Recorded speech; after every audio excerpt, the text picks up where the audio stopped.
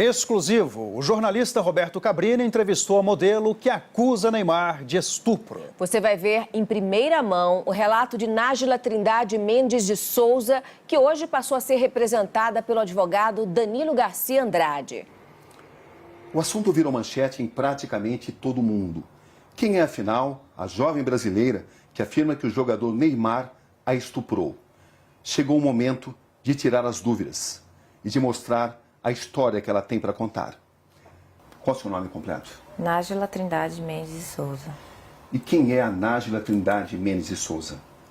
Uma pessoa comum, que trabalha, estuda, sou modelo, estudante de design de interiores, que gosta de esporte, que treina, dança, sou filha, mãe, pessoa comum.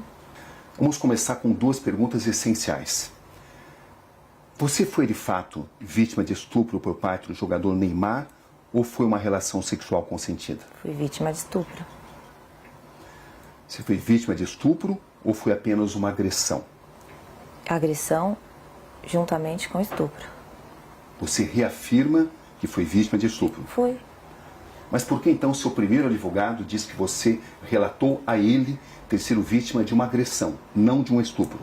Primeiro que ele não estava acreditando totalmente em mim. E eu senti preconceito da parte dele. Porque ele disse pra mim que... você vai ter que cortar a unha, a gente vai ter que levar isso pra frente, mas você... Então, o que deu a entender que você foi estuprada, você não foi estuprada, você deu porque você quis, você fez porque você quis... Então eu vou isentar essa parte, eu não vou colocar essa parte. Vou falar agressão porque eu tenho as provas, você me mostrou as provas da agressão, que foram as fotografias. E eu acho que ele só acreditou em mim porque ele viu a foto que o próprio Neymar mandou pra mim. Minha foto machucada. Como é que você conheceu o Neymar, Nájila? Através de uma rede social. Qual foi a rede social? Instagram. Como é que foram as conversas? Como é que você as escreve? Normal, eu mandei uma imagem para ele, não era foto nude meu, era um texto. E ele respondeu e a gente começou a trocar mensagens. E depois de um tempo ele pediu o meu WhatsApp e eu passei. O próprio Neymar divulgou alguns trechos onde aparecem conversas de cunho sexual. Uhum. Quando é que essas conversas começaram? Naquele momento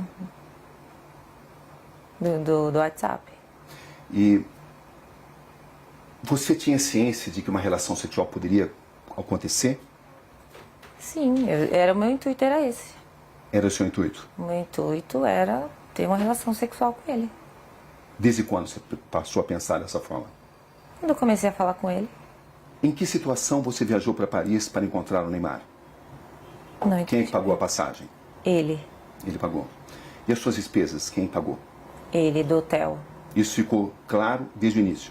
Não, a gente conversou, eu conversei com ele como uma pessoa comum. Eu queria, era um intuito sexual, era um desejo meu. Acho que ficou até claro para ele isso. E ele perguntou quando eu poderia ir e eu disse, no momento eu não posso, questões financeiras, eu não podia ir. E também questão da minha agenda, do meu trabalho, enfim.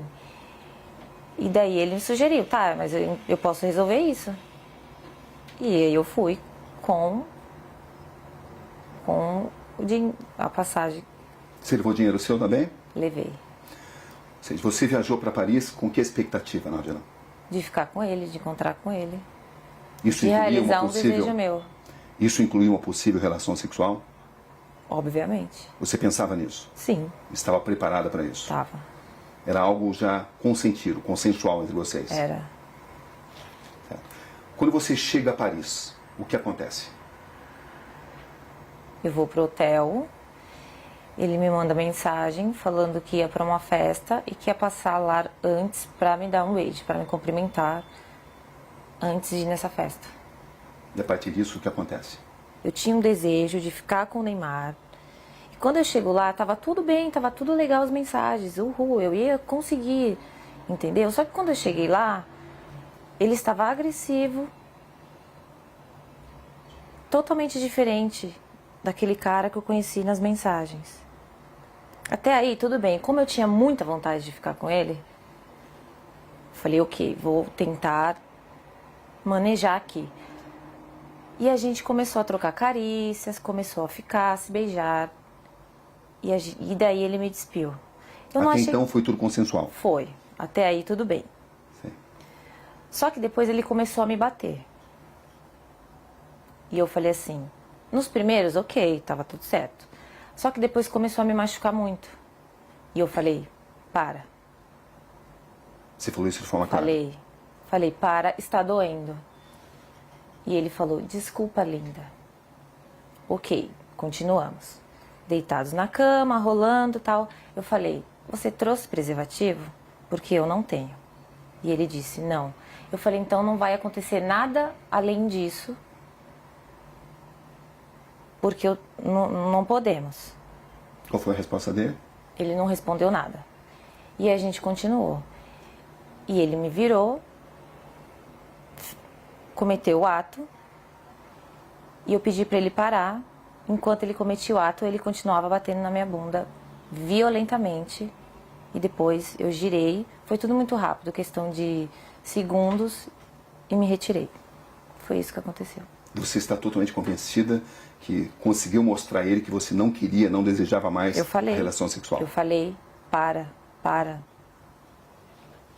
Não, para. Eu falei. E ele nunca disse nada a você? Ele não se comunicava muito. Ele só agia. Ou seja, você estava preparada para uma relação sexual consensual? Estava. E quando é que essa relação sexual consensual se transformou, na sua visão, em um ato de estupro? A partir do momento que ele se tornou agressivo, a partir do momento que eu perguntei para ele se ele tinha levado o preservativo, que eu não tinha, ele falou que não, e eu falei para ele, então não podemos.